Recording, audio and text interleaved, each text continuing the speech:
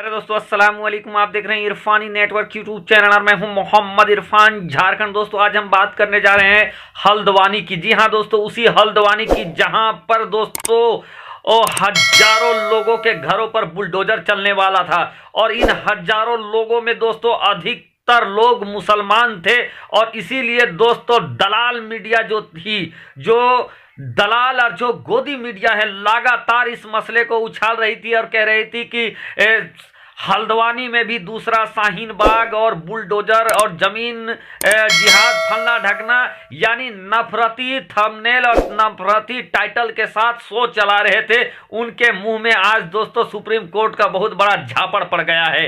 हल्द्वानी के लोगों के लिए बड़ी खुशखबरी निकलकर सामने आ गई है।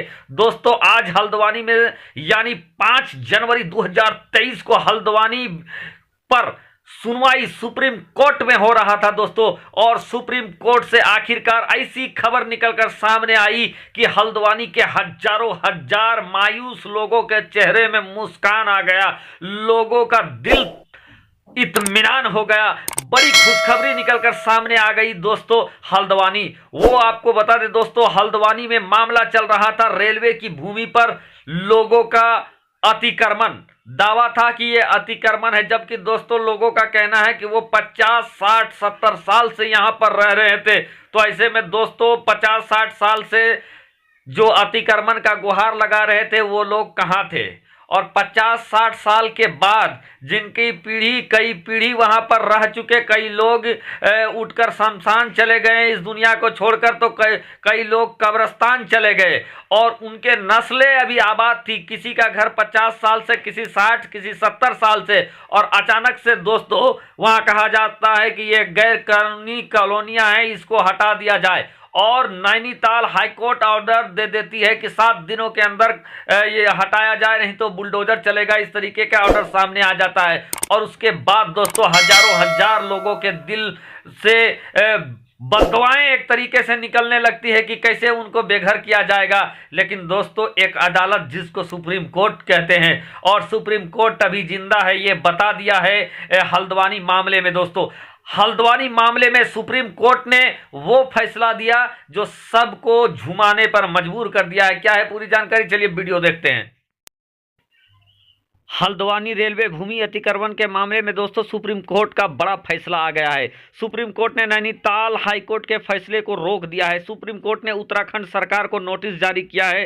साथ ही साथ दोस्तों सुप्रीम कोर्ट ने रेलवे को भी नोटिस जारी किया है। अब 7 फरवरी तक अतिक्रमण नहीं हटाया जाएगा। मामले पर अगली सुनवाई 7 फरवरी को होगी। अब हल्द्वानी में बुलडोजर नहीं चलेगा। सुप्रीम कोर्ट ने कहा कि 1 हफ्ते में लोगों को हटाना उचित नहीं है। सुप्रीम कोर्ट के आदेश से लोगों को बड़ी राहत मिली है। वहीं सुप्रीम कोर्ट के फैसले के बाद धामी सरकार का भी बयान सामने आ गया है। सीएम धामी ने कहा कि हमने पहले भी कहा है कि यह रेलवे की जमीन है और हम सुप्रीम कोर्ट के या अदालत के फैसले का हम इंतजार करेंगे।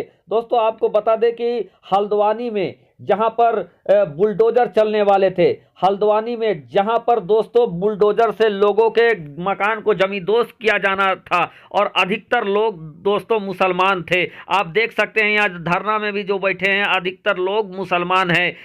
सैकड़ा में 80% लोग बताया जाता है मुसलमान है। दोस्तों आपको आगे बता दें कि बनभूलपुरा में लाइन नंबर 17 में 2 जगहों पर दुआएं चल रही है। एक जगह पर महिलाएं तो दूसरी जगह पर पुरुष रब से अपने घरों को बचाने के लिए फरियाद कर रहे हैं। साथ ही लोगों को उम्मीद है कि सुप्रीम कोर्ट से उनके हक में फैसला आएगा।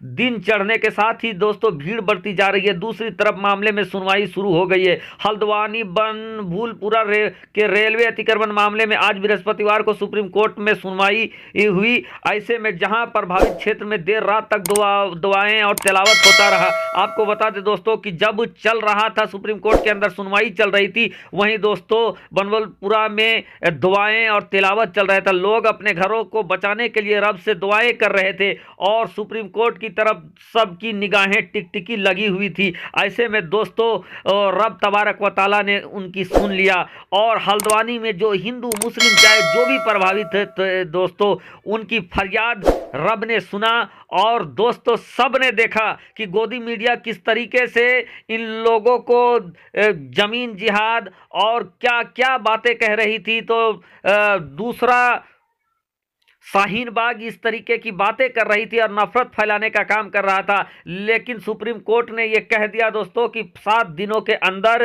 अतिक्रमण हटाना ये कैसे जायज हो सकता है, और उन्होंने अगला सुनवाई 7 तारीख तक एक तरीके से रोक दिया है दोस्तों, और धामी सरकार को और रेलवे विभाग को भी नोटिस जारी कर दिया है। आपको बता दें दोस्तों कि जहां तिलावत का सिलसिला चलता रहा, वहीं प्रशासन की नज़र भी सुनवाई पर टिकी हुई थी। सुप्रीम कोर्ट का फैसला आने के बाद ही प्रशासन आगे की कार्रवाई करेगा। प्रभावितों को सुप्रीम कोर्ट से राहत नहीं मिली तो प्रशासन शुक्रवार को युद्ध स्तर पर तैयारी शुरू कर देगा। बीती 20 दिसंबर को दोस्तों जानकारी मिल रहा था कि पिछला जो 20 दिसंबर था, उस समय जैसे ही नैनीताल कोर्ट का आदेश आया था, लोगों में खलबली मच गई थी। उत्तराखंड हाई कोर्ट ने हल्द्वानी में रेलवे भूमि से अतिक्रमण हटाने के आदेश दिया था। इस पर प्रशासन भी तैयारियों में जुट गया था। इसी बीच 2 जनवरी को प्रभावितों ने सुप्रीम कोर्ट में याचिका दाखिल किया था, जिस पर 5 जनवरी आज सुनवाई हुई। बुधवार का दिन दोस्तों दिन भर बनभूलपुरा क्षेत्र में जहां दुआओं और नमाज का सिलसिला जारी रहा, वहीं सियासी माहौल भी गर्म रहा। यहां तक दोस्तों सपा के प्रतिनिधिमंडल ने प्रभावितों से वार्ता कर उच्च स्तर पर वार्ता का आश्वासन दिया था। इस दौरान विभिन्न संगठनों ने बुद्ध पार्क में धरना दिया। कई संगठनों ने राज्य सरकार व राष्ट्रपति को ज्ञापन भेजकर प्रभावितों के हक में बेहतर कदम उठाने की मांग की थी। इधर जिला प्रशासन और पुलिस ऐसे लोगों को चिन्हित कर रही थी जो लोगों को अतिक्रमण हटाने के दौरान भड़का सकते थे। ऐसे में पुलिस विशेषाधिकार के तहत ऐसे लोगों को मोबाइल नंबर सर्विलांस पर लगा सकती है। तो दोस्तों आपको बता दें, जहां प्रशासन पूरी तैयारी में थी कि बुलडोजर चलवा ही देना है, वहीं दोस्तों सुप्रीम कोर्ट के आगे सारे प्रशासन और जो बुलडोजर था उनका चक्का जाम आ गया है। प्रशासन की अपनी तैयारी थी, सरकार की अपनी खामोशी थी। ऐसे में दोस्तों सबकी निगाहें सुप्रीम कोर्ट पर टिकी हुई थी, और सुप्रीम कोर्ट ने दोस्तों एक बड़ा मानवीय फैसला सुनाते हुए दोस्तों स्टे लगा दिया। नैनीताल हाईकोर्ट के आदेश पर स्टे लगा दिया, और राज्य सरकार और रेलवे विभाग को भी नोटिस जारी कर दिया कि आपने पुनर्वास के लिए क्या सोचा है, या 7 दिनों में कैसे आप खाली करवा सकते हैं। तो इस खबर के सामने आने के बाद दोस्तों सारे लोगों में खुशी, जिनके चेहरे उतरे हुए थे उनके चेहरों में खुशी की लहर दौड़ गई। तो एक तरीके से दोस्तों सुप्रीम कोर्ट के फैसले ने सभी के चेहरे में मुस्कान ला दिया है, और आप समझ सकते हैं दोस्तों किस तरीके से कड़कड़ाती हुई ठंडी है, किस तरीके से ठंड है कि लोग घर के अंदर जकड़ जा रहे थे। ऐसे में जब हजारों लोगों को बेघर किया जाता दोस्तों, तो फिर उनका क्या होता। और ऐसे में सुप्रीम कोर्ट का फैसला जो आया है उसको सलाम करने योग्य है, और हम सलाम करते हैं सुप्रीम कोर्ट के इस जजमेंट का, सुप्रीम कोर्ट के इस फैसले का। शुक्रिया, आदाब।